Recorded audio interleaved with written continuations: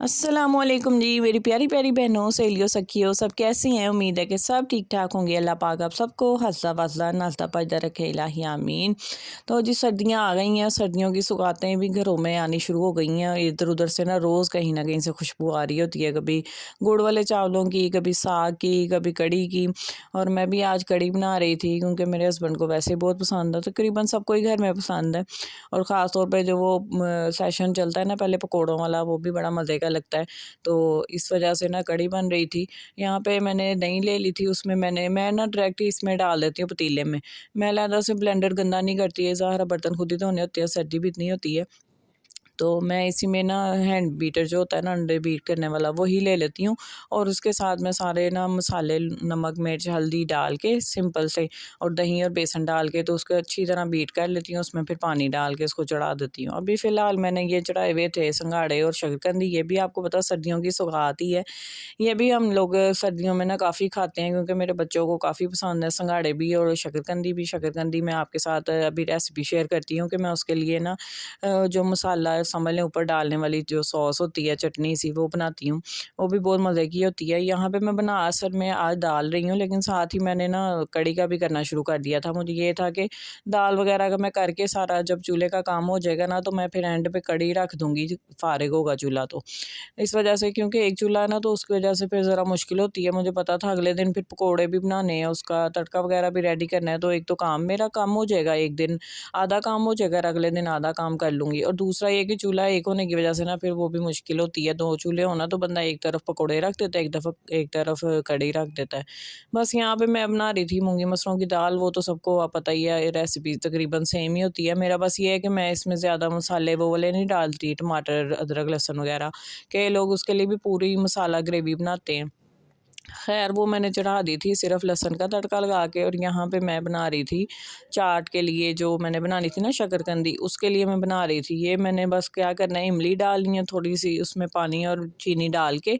पानी बस इतना कि डालना है कि बस ये भीग जाए और चीनी मेल्ट होनी शुरू हो जाए। इसको मैंने मिक्स करके साइड पे कर दिया है, क्योंकि ये जितनी देर पड़ी रहेगी उतना जल्दी इसका शीरा सा बन जाएगा चीनी का।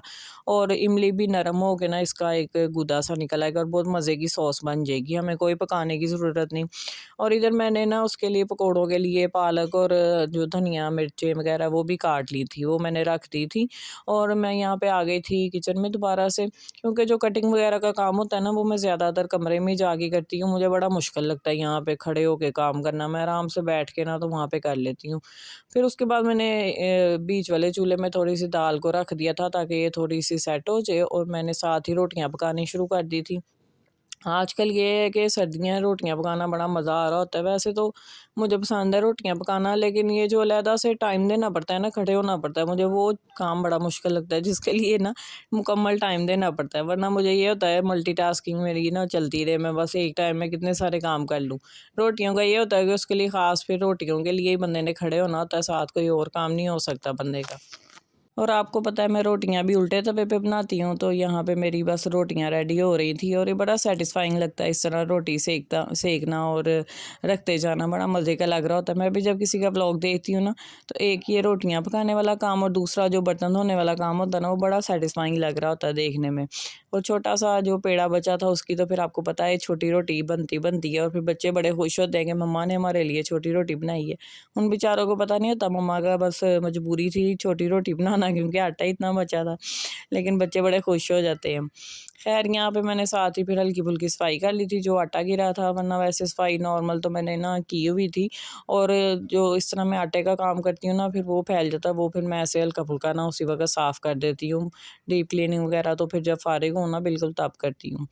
दाल को मैं चेक कर रही थी, ये तकरीबन रेडी हो गई थी। इसमें बस गरम मसाला भी डाल दिया था और धनिया भी डाल दिया था, ये रेडी हो गई थी। आप लोग बताएँ आपके घरों में क्या-क्या सौगातें बनती हैं? हमारे घर में तो ये है कि मैं खुद ही कुछ ना कुछ ट्राई करने की सेंस में बना लूँ तो बना लूँ, वरना कोई बड़ा इस तरह का सास अम्मी या अम्मी वगैरह तो है नहीं है कि कोई ट्रेडिशनल बड़ी चीज़ें बने। कई लोगों के घरों में पंजीरियाँ, पिन्नियाँ और इस तरह की चीज़ें लड्डू वगैरह वो काफ़ी बनते हैं। दिल मेरा भी करता है, लेकिन इंशाल्लाह मैं ट्राई करूँगी थोड़ा बहुत बनाने की, लेकिन ये है कि खाने के शौकीन नहीं है ना हम लोग इस तरह की चीज़ें, तो इस वजह से बनती भी फिर बहुत कम ही है।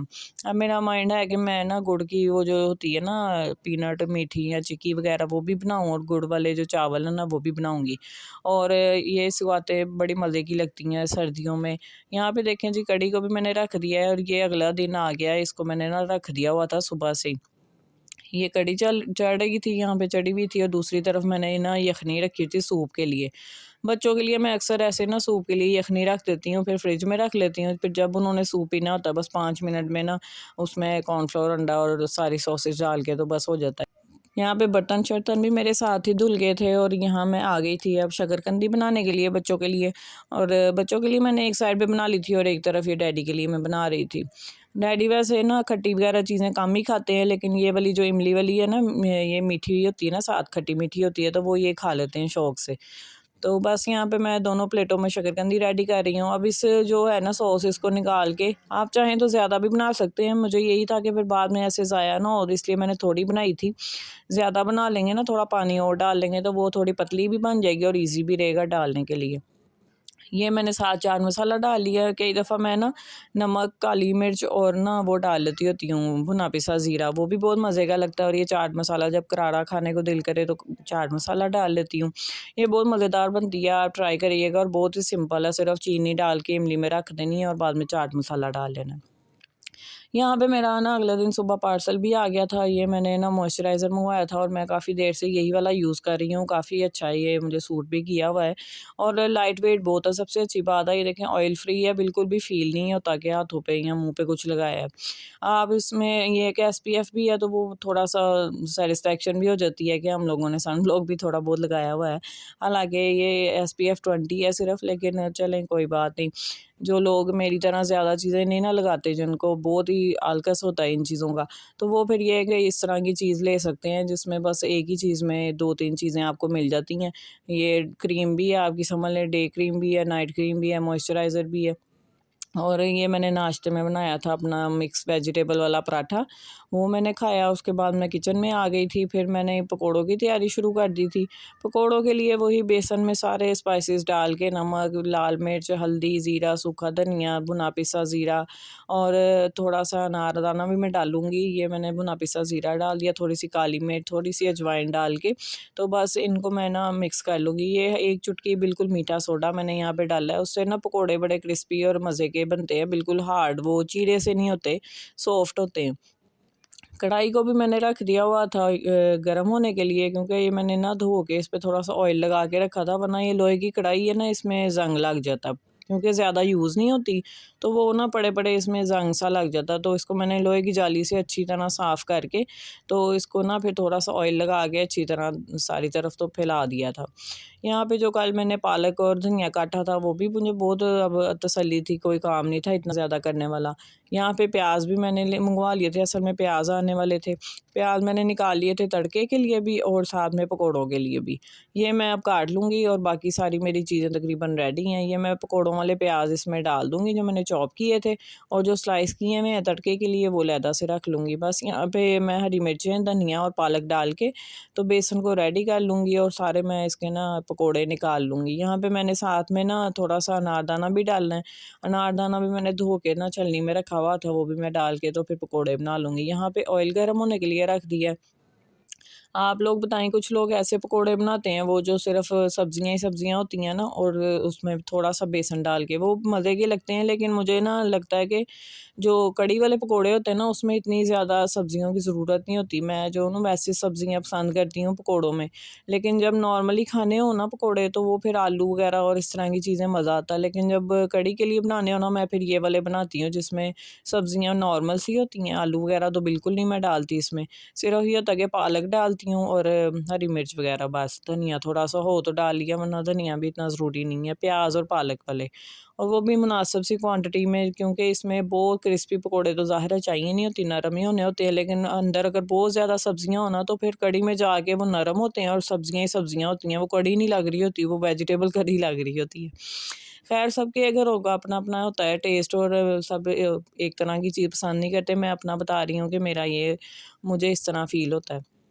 यहाँ पे मैंने एक बैच डाल दिया था, वो मैं कर रही हूँ, और साथ में ना तड़के की तैयारी कर रही थी। तड़के में मैं ना प्याज को ब्राउन करती हूँ, साथ में गोल साबुत हरी लाल मिर्चें डालती हूँ, थोड़ा सा ज़ीरा डालती हूँ। ज़ीरा मेरा ख़त्म हुआ था तो मैं यहाँ गरम मसाले में से ज़ीरा निकाल रही थी। और साथ में जो मेन चीज़ है ना, जिसकी मुझे हर दफ़ा कढ़ी में यूज़ करने की बड़ी एक्साइटमेंट होती है, वो है कड़ी पत्ता। उसकी एक्साइटमेंट की वजह ये है कि वो मैंने घर में ना पौधा लगाया हुआ है, तो मैंने उससे उतारना होता है। ये देखें, ये मैं आ गई थी सेंध में, यहाँ पे मैंने कड़ी पत्ते में से एक डंडी जो है ना वो उतार ली थी। अब इसको मैं अच्छी तरह वॉश कर लूँगी, क्योंकि बहुत ज़्यादा मिट्टी है आजकल, तो पौधों को पानी देने की भी ज़रूरत नहीं जल्दी पड़ती, तो वो मिट्टी बहुत ज़्यादा उनके ऊपर ना जमी होती है।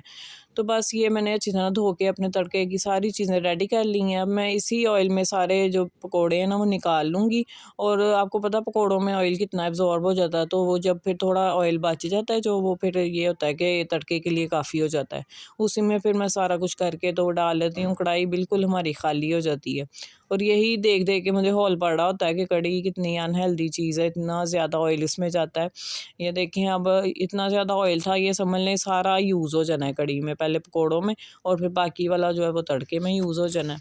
लेकिन ये इस तरह की सौगातें जो है ना वो रोज़-रोज़ तो बनती नहीं है, इस वजह से फिर चल जाता है कि चलो कोई बात नहीं। अच्छा, कुछ लोगों को मैंने ना देखा है कि वो ना कढ़ी इस तरह बनाते हैं कि उनको होता है कि स्पेशल कोई खट्टी चीज़ डालें, लेकिन मैं बिल्कुल भी कोई चीज़ ना खट्टी नहीं डालती।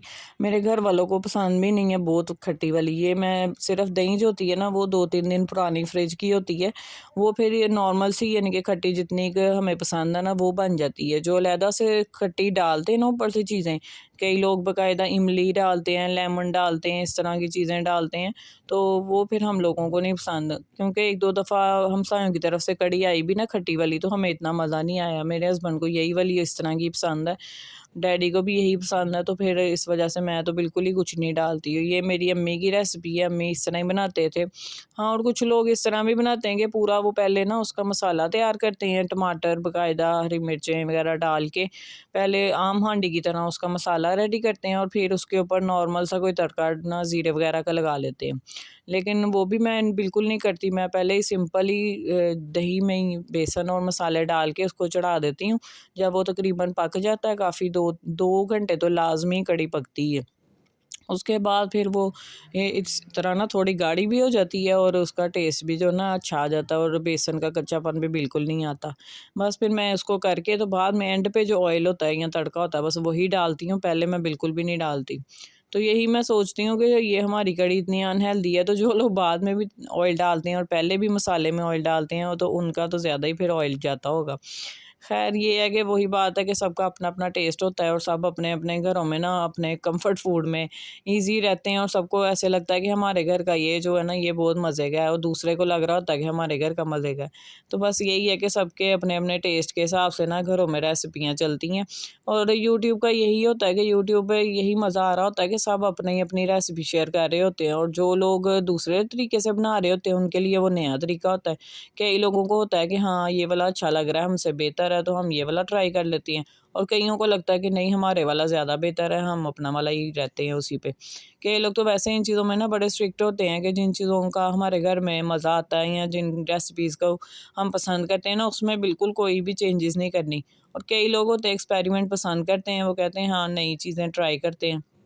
बस हमारे घर में मिक्स है, कुछ चीज़ें ऐसी हैं कि वो ये होता है कि वो हमें इतनी ज़्यादा पसंद है उसका टेस्ट वग़ैरह, कि वो हम कहते हैं कि नहीं, इसको इसी तरह ही रहने दें, इसमें किसी और की रेसिपी ट्राई करने की ज़रूरत ही नहीं है। और कुछ चीज़ें इस तरह की होती हैं कि वो फ़ील होता है कि हाँ, हमारे ना उस तरह की मज़े की नहीं बनती जिस तरह का हमारा दिल कर रहा होता है या हमें जिस तरह की चीज़ पसंद है। फिर वही होता है, बंदा यूट्यूब से या किसी की वीडियो से देख के तरीका तो उसकी मदद से बना लेता है। कई दफ़ा वाक़ई चीज़ में बड़ी बेहतरी आ जाती है या रेसिपी बड़ी मज़ेदार बनने लग जाती है। बहुत कुछ सीखने को भी मिल जाता है किसी की वीडियो देख के। तो बस ये होता है। यहाँ पे थोड़ा-सा जो बैटर है ना वो मैंने बचा लिया था, कई दफ़ा ना वो बड़ा दिल कर रहा होता है बेसन वाला नान खाने को। मैंने कहा चलो थोड़े मैं रख लेती हूँ। वैसे भी ना पकोड़े ज़्यादा हो गए थे, मुझे था कि फिर बाद में ना पड़े-पड़े इतने अच्छे नहीं लगते, फ्रेश-फ्रेश का ही मज़ा आता है। तो इस वज़ह से मैंने थोड़ा-सा बैटर फिर ना निकाल लिया था, और वैसे भी अंदर बच्चे जो है ना वो इतना चीको-रोला डाल रहे थे, उनकी आपस में कोई ना कोई लगी होती है, और वो फिर छोटी रो-रो के मुझे आवाज़ें देती है और फिर मैं बड़ी डिस्टर्ब होती हूँ खाना बनाते हुए। तो मैंने बस फटाफट ना वाइंड अप करने की और मैंने एंड पे थोड़ा-सा बैटर इस वज़ह से भी रख दिया कि इसको मैं फिर ना कहीं और यूज़ कर लूँगी। बेसन वाला नान मज़े का लगता है, वो बना लूँगी या वैसे पकोड़े बना लूँगी। यहाँ पे तड़का बन रहा था उसी ऑयल में, और मैंने प्याज को हल्का सा गोल्डन करके तो फिर उसमें ये डाली थी। अगर पहले ही डाल दूँगी ना सारा कुछ इकट्ठा, तो प्याज को थोड़ा टाइम लगेगा, उतनी देर में जो कड़ी पत्ता, ज़ीरा और ये लाल मिर्चें ना ये बिल्कुल ही जल जाएंगी। इस वजह से मैंने प्याज को थोड़ा गोल्डन करके तो फिर उसमें लाल मिर्चें डाली थी, और बिल्कुल एंड पे ज़ीरा और कड़ी पत्ता डाला था, क्योंकि जो कड़ी पत्ता है वो तो कड़कड़ाता भी बहुत ही ज़्यादा है, इतना ज़्यादा उड़ता है, बहुत ही मज़े की सही तड़के वाली फीलिंग ना कड़ी पत्ता डाल के आती है, बहुत ज़्यादा उड़ता है वो। उसको फिर मैंने ना डाल दिया था अपनी कढ़ी में। ये बस ये हमारा तड़का रेडी हो गया, और ये जो हंगाल डालना इसको हम कहते हैं, ये तो लाज़मी होता है ना हर चीज़ में, वरना तो हमें लगता है पता नहीं हमारा कितना ऑयल ज़ाया हो गया। ये हमारी अम्मियाँ भी इस तरह करती थी, हर चीज़ का उन्होंने हंगाल ज़रूर डालना होता था, और आगे से हमें भी वो आदत डाल गई, और वाक़ई इतनी सैटिस्फैक्शन होती है कि हमने कोई चीज़ ज़ाया नहीं की है। कोई भी जग में अगर मैं कोई मसाला ग्राइंड करूँ, वो लाज़मी हंगाल डालना होता है, कोई भी इस तरह बर्तन हो उसमें लाज़मी डालना होता है। आप लोग बताइएगा, आपके घर में भी इस तरह? अच्छा, कई लोग मैंने देखे हैं वो तो अच्छी खासी चीज़ बीच में रहने देते हैं, जैसे अब उंडेल दी है ना, मसाला ग्राइंड किया जग में, तो वो उंडेल के तो बस सीधा करके जग रख देते हैं, वो अच्छा खासा ना नीचे आ जाता है मसाला, तो ना हंगाल डालते हैं ना वो यूज़ करते हैं, तो वो मुझे बड़ी देख के उलझन हो रही होती है। मज़ेदार पकोड़े गरमा-गरम हमारे रेडी हो गए हैं यहाँ पे। अब ये थोड़े से सूखे भी हम रख लेंगे, और कढ़ी ऐसी सुगात है ना कि वो फिर नीचे भी मैंने ना हमसायों की तरफ भेजी थी, तो फिर देख के बड़ा मज़ा आता है।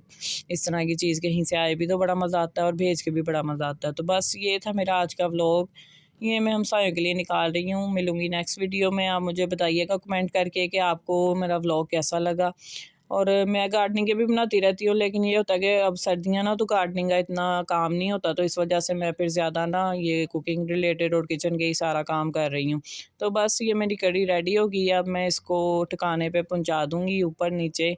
और पकोड़े जो है हमने एंजॉय कर लिए थे, ये चाट मसाला और दही डाल के। तो बस ये हमारा काम शाम हो गया, निबड़ गया, और उसके बाद फिर मैं रोटियाँ बस अपनी बना लूँगी। जो पहले आपने रोटियाँ देखी थी ना, वो एक दिन पहले की थी, वो जो दाल पकाई थी उसके साथ थी, और आज ये वाली कढ़ी के साथ रोटियाँ बनाई हैं। मैंने कहा आप कन्फ्यूज़ ना हो जाएँगे, एक ही व्लॉग में 2 दफ़ा रोटियाँ क्यों बनाई हैं, तो मैं आपको बता दूँ कि ये 2 दिन का व्लॉग था, और साथ में मैंने फिर कस्टर्ड बना लिया था साबूदाने वाला बच्चों के लिए, और ये मैं फिर खा रही थी, इसका भी बहुत मज़ा आ रहा था, और बाद में फिर बस थोड़ी-सी एक्सरसाइज़ करने की कोशिश की थी मैं और मुंतहा लगे हुए थे, और यहाँ पे साथ में एक्सरसाइज़ कम मस्तियाँ ज़्यादा चल रही थी। तो बस इंशाल्लाह मिलूँगी नेक्स्ट वीडियो में, तब तक के लिए अपना ख़्याल रखें, मेरे चैनल को सब्सक्राइब कर लें, वीडियो को लाइक कर लें, और मेरा इस तरह ही साथ देते रहें। इंशाल्लाह मिलूँगी नेक्स्ट वीडियो में। अल्लाह हाफ़िज़।